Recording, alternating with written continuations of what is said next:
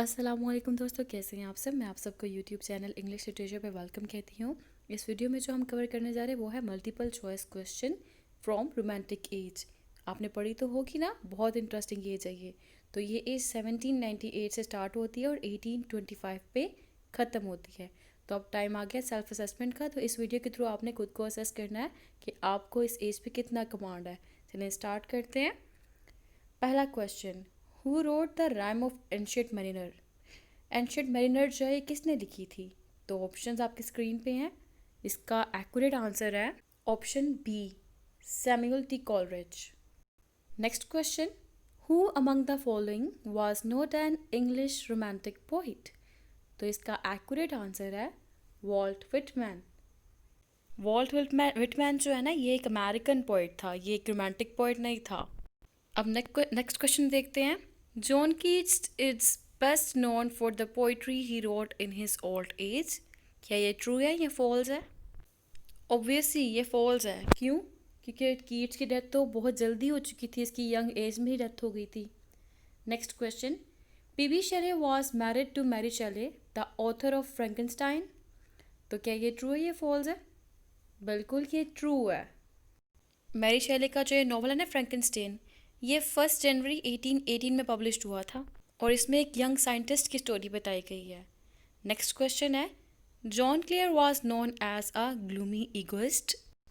तो इसका accurate answer है false. Next question, the marriage of heaven and hell is an influential work of prose by William Blake. तो ये बिल्कुल accurate है। ये जो वर्क है ना, marriage of heaven and hello, ये विलियम ब्लेक का एक इम्पॉर्टेंट वर्क कंसिडर किया जाता है। ये सीरीज़ ऑफ टेक्स्ट है जो कि इमिटेशन ऑफ बिब्लिकल प्रोफेसीज के बेस पे लिखी गई थी, लेकिन इसके अंदर ब्लेक ने अपनी खुद की जो इंटेंशन होती है, खुद की जो इंटेंसिटी होती है ना, पर्सनल इंटेंसिटी, उसके अकॉर्डिंग लिखा था। मीन टू से इसके इंटेंसली पर्सनल रोमांटिक और रेवोल्यूशनरी बिलीव्स के ऊपर। नेक्स्ट है, 1815 saw the publication of a book of songs with lyrics by Lord Byron, including She Walks in Beauty and the Destruction of Sennacherib. What was its title? इसका title क्या था। तो इसका accurate answer है Hebrew Melodies. Next question है, Shelley spent the later part of 1815 at work on Alastor or the Spirit of Solitude. Its 720 lines are some of his most celebrated, but who came up with the title Alastor? तो इसका accurate answer है C, Thomas Love Peacock. Next question है, a thing of beauty is a joy forever, its loveliness increases are the opening words of which landmark poem by John Keats. तो ये किस poem की lines है Keats की। तो इसका accurate answer है सी, एंडमियन। नेक्स्ट क्वेश्चन है, often in trouble with teachers and bullied by his peers, Shelley was not a star pupil at Eton, which last bit of naughtiness gave him some revenge. तो इसका accurate answer है D, blowing up a tree on the school south meadow. Next question है, which of the romantics worked as an agricultural laborer as a child? तो इसका right answer है John clear, इसके father भी एक farmer थे। Next question है, which one of these authors was not among the so called lake poets. तो इनमें से कौन नहीं था लेक पोइट्स के अंदर। इसका एक्यूरेट आंसर है B, John Polidori. Next question है, which extreme dieter swore by potatoes soaked in vinegar. तो इसका एक्यूरेट आंसर है लॉर्ड बायरन। नेक्स्ट क्वेश्चन है, when did the romanticism appear. तो इसका एक्यूरेट आंसर है around the middle late of the 18th century. Next question है, where was originated romanticism.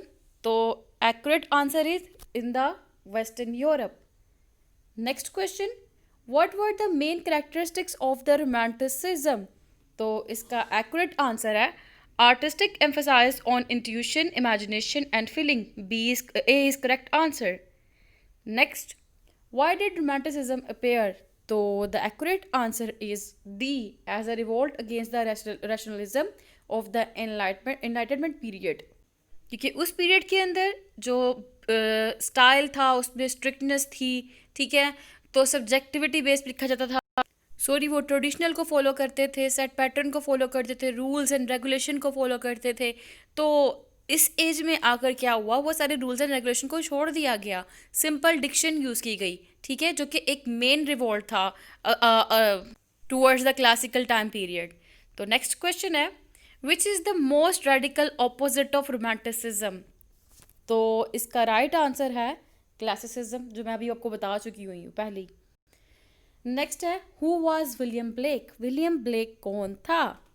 William Blake, इसका answer accurate है C, a British poet and artist. Next है, Blake is famous by writing. तो ये अपनी basically poetry की base पे famous था, तो D is right answer. Next question, who wrote the rime of the ancient mariner? तो ये किसने लिखी थी? तो हमें पता है ये एस.टी. कॉलरेज ने लिखी थी।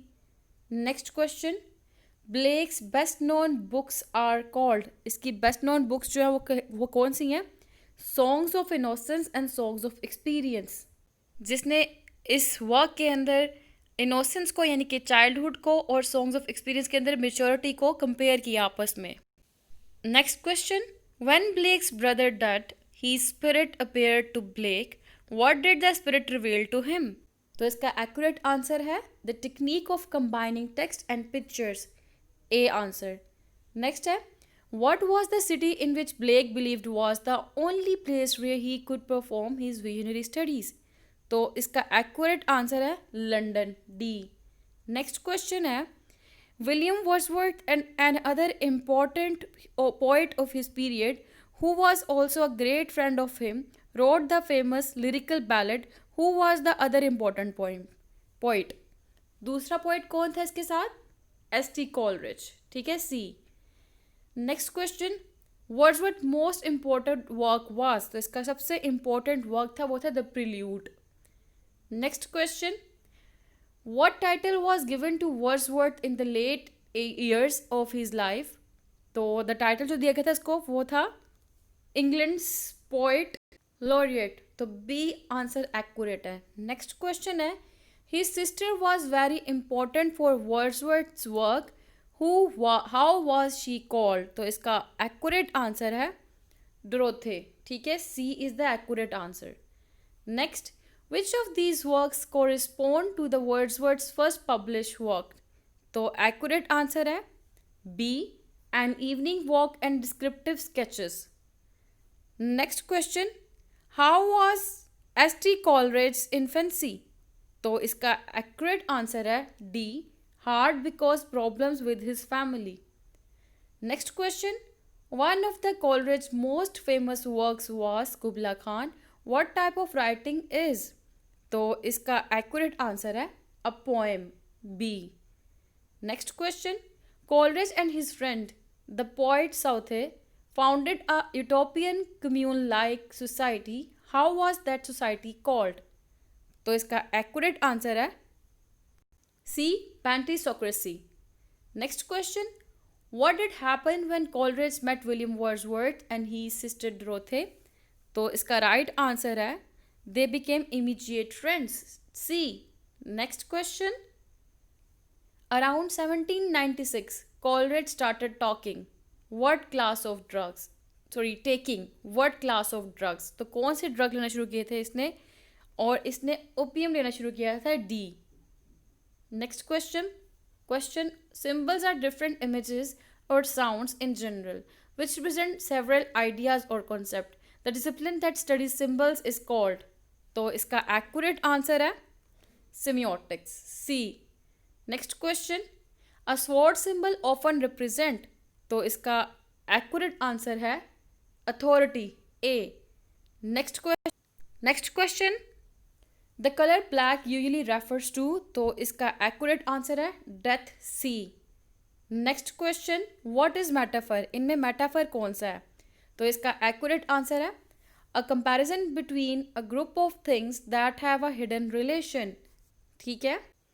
फॉर एग्जाम्पल, मेरा बेटा शेर है, तो जो बेटा है वो शेर है, हमने डायरेक्ट वर्ड यूज़ कर दिया है। तो हम कंपैरिजन करने के लिए जब डायरेक्ट वर्ड यूज़ कर ले तो वो मेटाफर होता है। अब नेक्स्ट क्वेश्चन स्क्रीन पे शो किया जा रहा है, the burglar disappeared like a ghost, what is this sentence, ये जो लाइक अ घोस्ट है ये कौन सा सेंटेंस है? तो इसका एक्यूरेट आंसर है सिमिली। ठीक है, जब हम लाइक और एज का वर्ड यूज़ कर लें क्वालिटी को शो करने के लिए तो उसको हम लोग सिमिली कहते हैं। Like my son is like a lion, तो मैंने वहाँ पे लाइक वर्ड लगा दिया तो ये क्या बन गया? सिमिली हो गया। और जब हम डायरेक्ट वर्ड को यूज़ कर ले कंपैरिजन करने के लिए, जैसा कि माई सन इज़ लाइन, तो वो बन जाता है मेटाफर। ठीक है, तो यहाँ पे हमारी आज की वीडियो हुई कंप्लीट। आई होप कि आपको इन सब पे ऑलरेडी कमांड होगा और एक रोमांटिक इरा के मोस्ट इंपॉर्टेंट एमसीक्यूज है जो अक्सर पूछे जाते हैं एग्जाम्स के अंदर। एंड आई होप आपने इससे ऑलरेडी कुछ सीखा भी होगा, क्योंकि आपको पहले से पता था तो वेल एंड गुड, अगर नहीं पता था तो आपको बहुत कुछ सीखने को मिल गया होगा। तो thank you so much for watching this video. Stay tune with us, like comment share and subscribe. दुआ में याद रखिएगा। अल्लाह हाफिज़।